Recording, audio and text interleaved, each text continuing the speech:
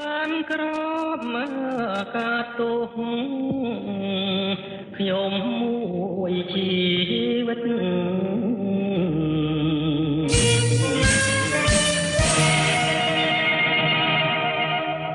ជាប់អក្រិត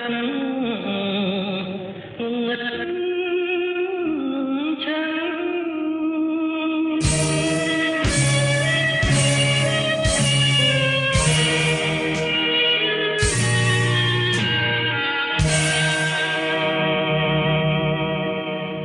ខុសហើយខ្ញុំមកប្រហាស្រីប្រពន្ធក្បត់ប្តីប្តីជ្រុលដៃប្រហាស្ដាយមហានិច្ចាច្បាប់ដាក់ទោមួយសង្ខារចោលបុតត្រាម្នាក់ឯង